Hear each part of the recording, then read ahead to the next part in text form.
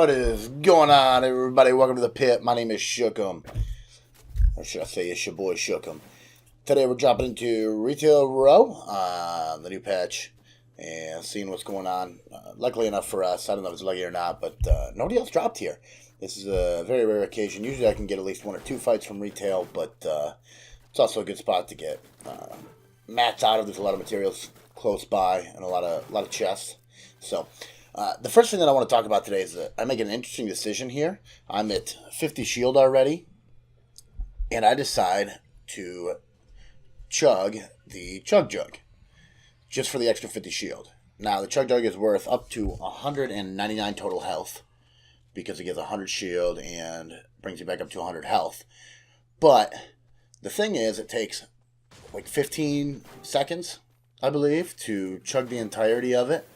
And that is an opportunity you don't get a lot inside of most fights. And I know, since I haven't found anybody yet in here, that I'm going to need that extra 50 shield when I come across my first engagement, which is actually coming up here pretty quick on the video. It's actually ends up being quite useful because I end up in a situation right here. I get shot, so I know where it's coming from. I have an opportunity to grab a big shield pot there. But because I was actually at 100 shield, I went down to 11 shield and then back up to 25 from the little one. And now I have the ability to full shield again. But watch this engagement. I actually play this very, very poorly with the dude in the bush. I try to do the quick switch, but you'll notice that I end up at less than 20 shield. If I hadn't chugged that Chug Jug before, I wouldn't be alive right now. I would not have lived through that last engagement because I didn't find the big potion until afterwards. So the shielding, things like the Chug Jug and big pots, little pots, they're useless if you die before you can use them. So I always like to, almost no matter what, I want to be at 100. I will med kits when I'm already at 75. I'll use little shields when I'm at 140. It doesn't really matter because that extra little bit could be the difference between living and dying. Once you get to a certain level, there's a risk-reward factor there where, yeah, if I chug it and I don't get the extra 50 shield later because I find something or whatever happens. But I am not the best gunfighter in this game.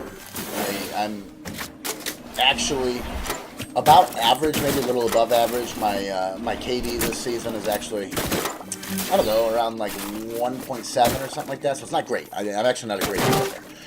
I'm not great at gunfighting. I am great at the strategy end of things. I'm talking about up here. That's one of the reasons why my KD is lower, but I'm able to make it into combat situations a lot more than average. If you actually go to FortniteTracker.com, I believe, you can check the stats. And when I'm going to do a lot of engagements that I'm able to outplay and out-rotate my opponents. That's the only thing that actually gets me those wins and stuff. I think I've had 2 total double-digit games in my entire career, and everything else has been single-digit games. I get a lot of 7, 8 kills.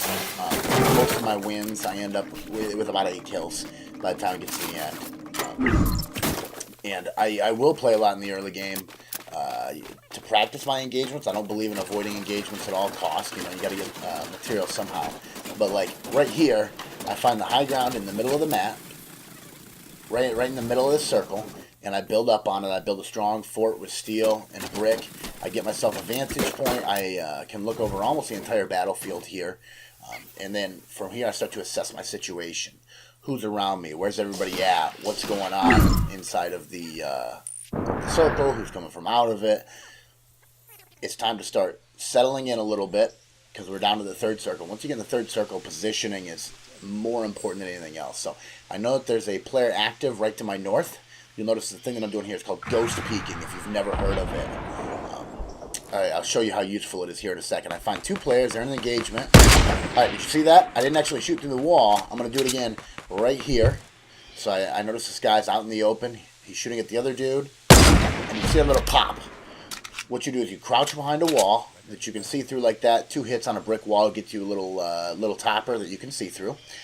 And you hit your control button to stand up, fire, hit your control button again to go back down. They call it ghost peeking because there's only a window of you being above there for like 0.25 seconds. Actually, the goal is to not be up for long enough for a sniper bullet to travel to you. So they have to do what's called pre-firing, which is where you fire the bullet before the person actually peeks up. So you notice I'm trying to ghost peek here again.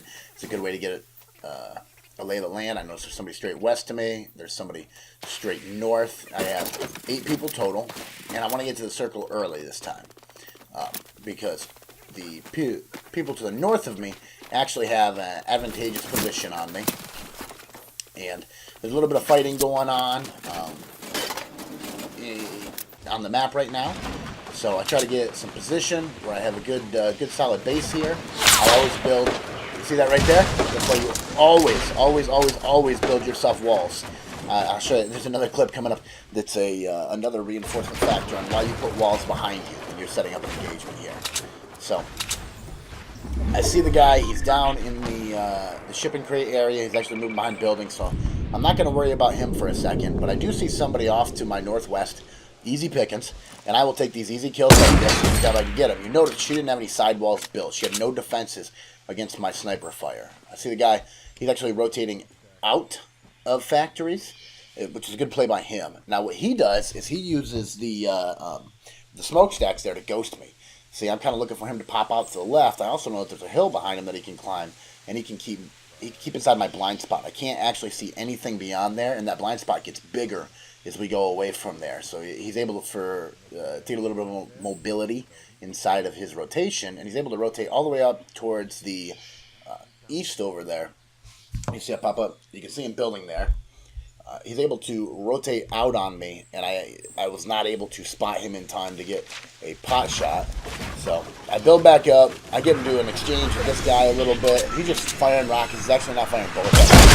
Rocketing my fort over and over.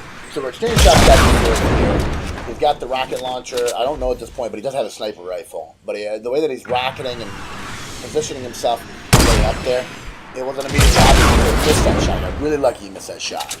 It could have spelled death for me. So we're exchanging some fire. We're going back and forth. I'm trying to keep an eye. You don't want to get blindsided and just drawn in on one guy because there's still 4 left.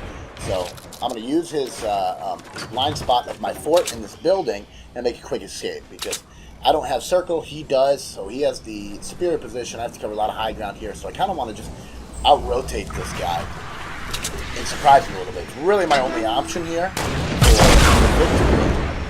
Clock's starting to run down, and I know that I have to out-rotate this guy. I still have to watch the guy that is to my north, because he's a big threat. He's in the circle, he's got the biggest base.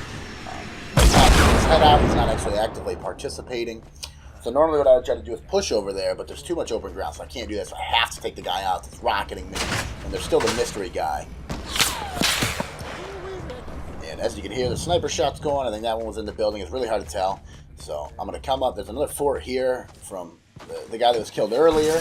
And I'm going to try to use my materials to stop these rockets coming in.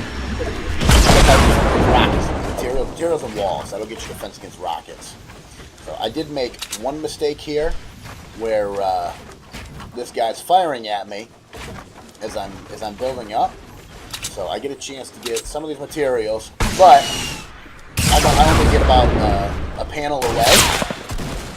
And lo and behold, guy number 4 rolls up on me. So I'm in a precarious spot. Luckily enough, the guy with the rocket, probably thinking that to me, starts an engagement on him, and he just lets loose with his minigun. And I realize circle's coming. I'm trying to get out, but I gotta stay safe. And luckily enough, this guy does not realize what I'm hearing, so it's way too late. Had a little bit of a button mishap, or my hands got lost on the keyboard. So I'm trying to build my way here because that guy is trying to rotate. I'm low on health. So I know I'm in a precarious position. I don't really get too much time to heal, so I want to grab these minis so I can heal at least a little bit here. But that's all I have is these minis and that slurple. So I'm going to try and make a play on a slurple. And I think I see that guy rotating off from my north to the west. I'm relatively sure, but I'm not 100%. So I'm trying to peek him. I don't see anything. I pulled out my rocket to see if he'd move. But I'm 98% sure he's there. But there's still a chance that he could be in the big one there. So I wall it off. Take this opportunity to get the slurple. So it'll put me at just above 100 health. I still died to any sniper shot, so I know at this point my only goal is going to be to get the high ground